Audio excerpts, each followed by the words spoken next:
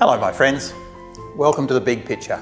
It's wonderful to have you joining us as Living Ministry Media trials the first in what we hope will be a ministry development series.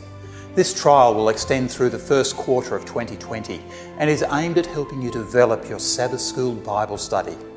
This series is designed for those of you who may be presenting the Sabbath School Bible Study each week, but who may be struggling to see the relevance of a particular topic to those living in the third millennium. Each week, we will be giving you simple biblical explanation that will help you get to the core issue of the week study. We will try to explain why the week subject is important for those of us living in the end times. Each week, we will have discussion starters for your Bible study group. I'm Pastor Gary, mentor and chaplain to the Living Ministry Media team. So let's come to this week's study. This week, our Bible study guide features a brand new theme. For the first 3 months of 2020, we'll be working our way through the biblical book of Daniel. This week, our study is entitled From Reading to Understanding. Now, I'm actually really excited about studying this book again, but after 30 years of ministry, I know that that's not true for everyone. Some of you are saying, not again. It's actually a more common reaction than you might think. On one occasion, I well remember after preaching on the book of Daniel in preparation for an upcoming seminar, a church member of many years standing approached me. She thanked me for the sermon but added, "I'm not really sure that prophecy is for me. I like to have a simple, a childlike faith. I'm happy to rest in the reality of my salvation." If you're leading the discussion of the Bible study for this week, you may like to ask your group how they would respond to such a statement. I think you'll get a very interesting response. Unfortunately, my church's negativity to this book hasn't been helped by some confusing terminology. Yes, there's some of it in this week's study. Some of the terms in this week's study are not easy to deal with. Apocalyptic prophecy. What is that? Literary arrangements. Where's the relevance to that? Preterism, futurism, idealism, historicism. No doubt some of you may be scratching your heads and wondering, where do I start? Please stick with me. We'll help you out of the muddle of this strange terminology.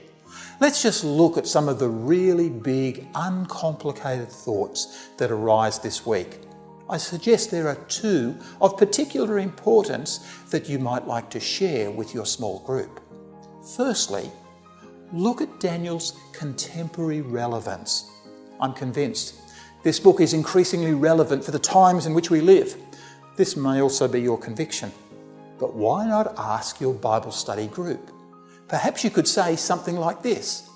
If I was to ask you whether some biblical books are more relevant for the contemporary world than others, how would you respond? No doubt, you will get a diversity of opinion, and that's fine. But I suggest that Daniel was particularly designed to be relevant at the end times. Look at the words of the angel at the close of Daniel's final vision. This is what the angel says. "Go your way, Daniel, for the words are closed up, sealed until the time of the end. Many will be purified, made white and refined.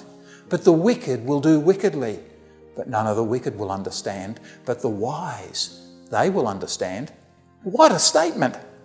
Here we find the angel saying, "Daniel, this vision is not for your benefit. Rather, it's for those who live at the end of time." But even then, understanding is restricted to those who are wise. God has a message for end-time people that he didn't want to share with others.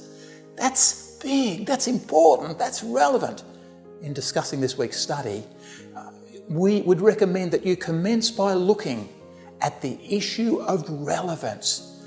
That is a vital starting point. Secondly, look at Daniel's overarching storylines. The second matter you might want to discuss is the two major storylines in the book. The first storyline is one that tells the story of Daniel's physical life and times. But there is also a secondary storyline that provides the supernatural prophecies of world history. Events have been foretold before they occurred. You may wish to point out that many Christian commentators really struggle with this second storyline. In defence of this storyline, however, you may like to refer to Dr. John Lennox. This man is Professor of Mathematics at Oxford University and a man who's given his life to defending the Christian faith. He recently wrote a commentary on the book of Daniel, and he shares on this reality. Just listen to what he says. In other words, the fulfillment of supernatural prophecy lies at the heart of what Christianity is. To claim to be a Christian and not take it seriously is a contradiction in terms. Yet in my experience, many professing Christians seem somewhat embarrassed by this dimension of their faith. After reading this quote, you might like to discuss this comment with your Bible study group. You might like to ask, would you agree that many professed Christians are embarrassed by the prophetic dimension of their faith? Perhaps you could ask, do you think this also applies to contemporary Adventism? As you dig into this second storyline, you might want to point out that Daniel's supernaturally revealed story of history is called Historicism. Now that's a big word. It accurately provides history in advance. That's what it means. You might want to point out that this history is revealed to Daniel through visions and dreams. This is awe-inspiring. The reader has future world kingdoms named even before they existed. To understand historicism, remember there's a beginning point of the prophecy. Generally, that is Daniel's day. Then there's a concluding point, and generally that is the point where the kingdoms of this world become the kingdoms of God and His Christ. In between the start and the finish points, significant detail is provided of many historical realities. Now, I know many of you might again bring up the question of relevance. What's the point in all this historical mumbo-jumbo to my faith? That's where it gets really exciting. Can you think of a better foundation for faith than evidence? Could it be that God is giving predictive prophecy, is providing solid evidence as a foundation? People have sometimes said faith is blind. No, it's not. Real faith is based on evidence.